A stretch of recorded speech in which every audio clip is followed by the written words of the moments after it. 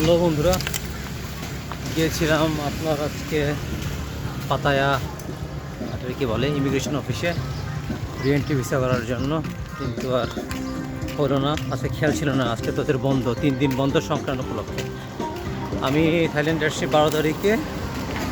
12 তারিখে আসার পরে প্রথমে ছিলাম কাঞ্চনাবুরিতে, পরে আসলাম পাতায়াতে 13 তারিখে। 13 তারিখে আসার পর বিশাল এটা কি বলে, ওটা উৎসব ছিল ওদের, থাইল্যান্ডের যেটাকে বলে, এটা কি বলে, ওদের নববর্ষ। অনেক এখানে নববর্ষ মানে ওদের সবচেয়ে বড় উৎসবের একটা, এবং এই উৎসবে পানি ছোড়াছড়ি হয়। ঠিক আছে, তা আমি ধরেন হোটেলে আস্তে আস্তে ভিজে গেছি, আর কোনো হোটেলও পাই নাই। পরে অনেক কষ্টে একটা হোটেল পাইছি, দেখেন এটা আমার হোটেল, এর নাম হলো গ্রিনারি হাউস।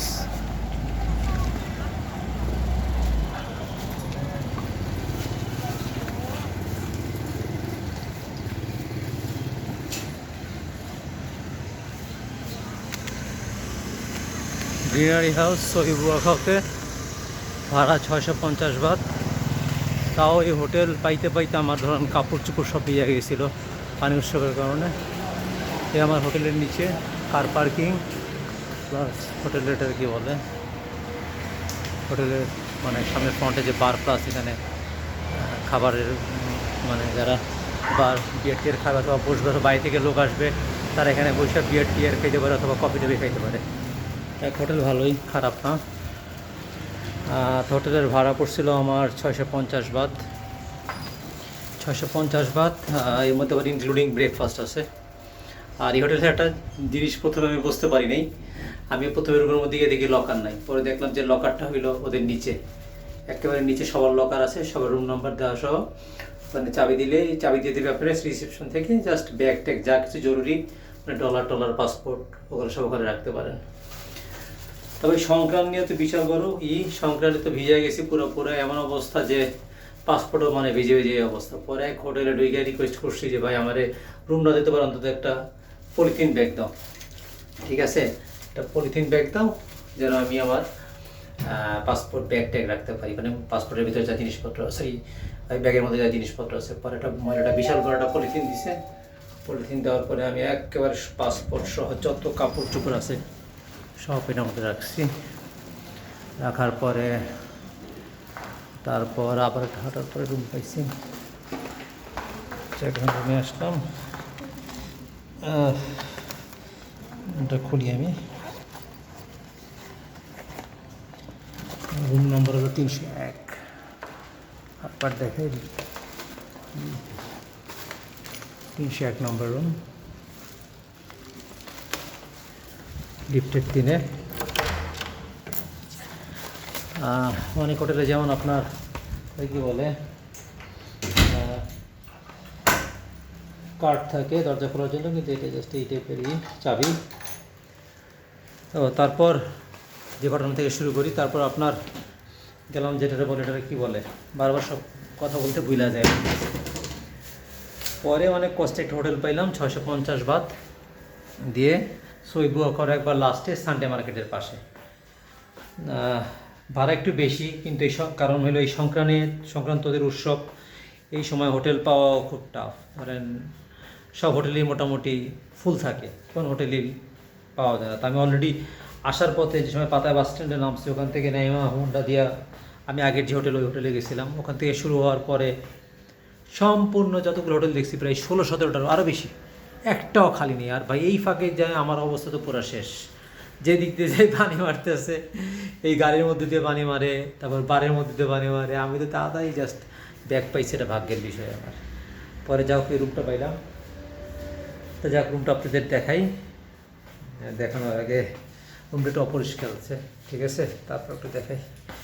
ও সকাল সকাল গেলাম ইমিগ্রেশন অফিসে, কিন্তু হবে না, দেখ সমস্যা নেই। কালকে দানেং যাবো তো, ভিয়েতনামের দানেং, ডনমং এয়ারপোর্ট থেকে, ওখান থেকে রিএন্ট্রি ভিসা নিয়ে নেবো। আর এখান থেকে পাতায় থেকে করলাম না, পাতায় চনপুর থেকেও করা যায়।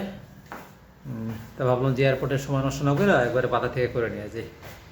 পরে তো আর হইলো না, বন্ধ। যাক রুমটা আবার দেখাই, খুলে তারপর দেখাইতেছি।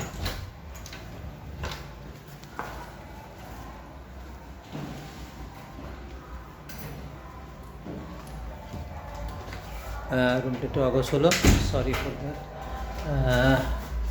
এই হলো আমার বেড, কিং সাইজ বেড যেটা বলে।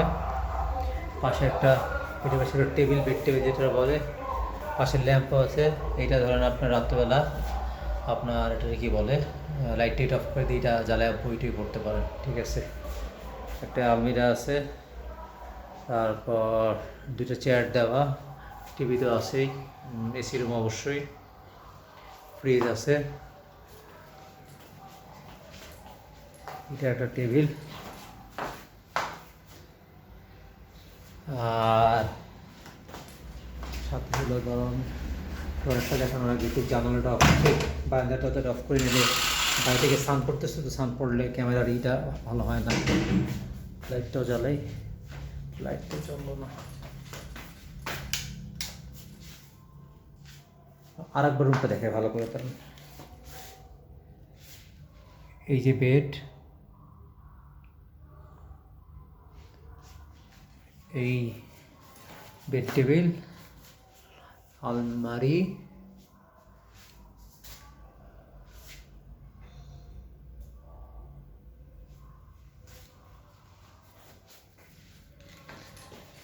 ফ্রিজ আছে কিন্তু ফ্রিজের মধ্যে কিছুই নেই। আগের বার যেমন অন্য অন্য হোটেলে বিয়ার টিয়ার থাকতো, খাইলে ওদের কাছে যাওয়ার সময় পেমেন্ট করে দিত, কিন্তু এটার মধ্যে কিছু নেই, যার দরকারও নেই, কারণ আমি তো খাইও না। আর দুইটা পানি কমপ্লিমেন্টারি রেগুলার, ঠিক আছে। ও যেটা দেখায় টয়লেট খুব ভালো পরিষ্কার, ওরা প্রতিদিন পরিষ্কার করে রুম, ওদের কাছে এক্সট্রা কি আছে ওটা দিয়ে রুম পরিষ্কার করে। কমোড যে গোসলের জন্য,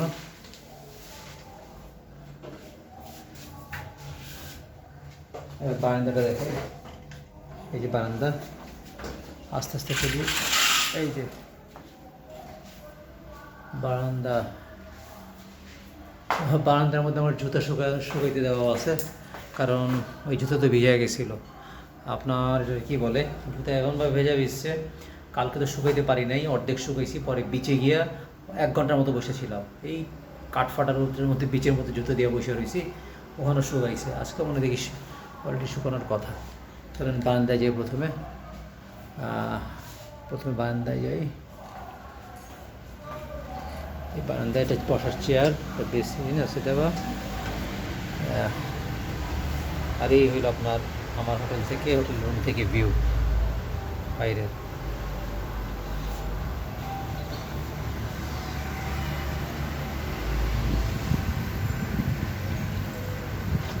ব্যাক সাইডে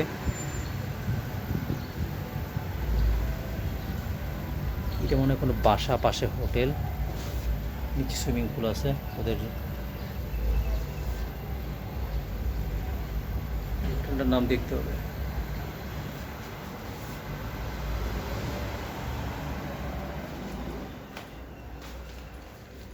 তা লিঙ্কে আমি হোটেলের লিঙ্ক দিয়ে দিব, হোটেলের নামটা বারবার ভুলে যাই, গ্রিনারি হাউস, ঠিক আছে, গ্রিনারি হাউস। কালকে ভিডিও করছিলাম হোটেলের রুম নিয়ে, কিন্তু ওই কালকে গ্রিনারি হাউসের জায়গায় গ্রিন হাউস বলছিলাম, এই জন্য ভিডিওটা পুরো আবার কেটে দিছি। নতুন করে করি, এলে মানুষ আসবে, যে হোটেলে থাকে হোটেলের নাম জানে না। আবার বলি গ্রিনারি হাউস, সইবুয়া খাওতে। আচ্ছা,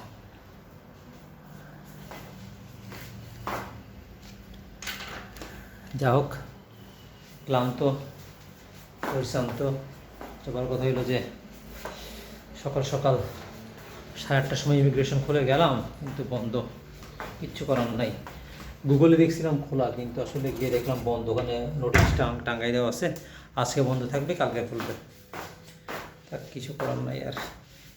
যাই হোক, ভালো থাকবেন।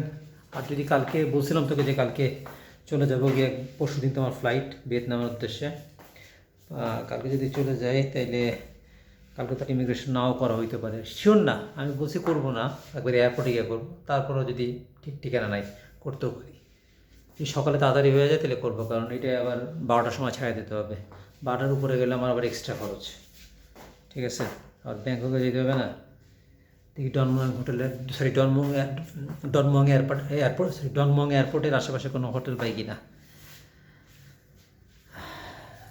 যাই হোক বন্ধুরা, ভালো থাকবেন, বাই।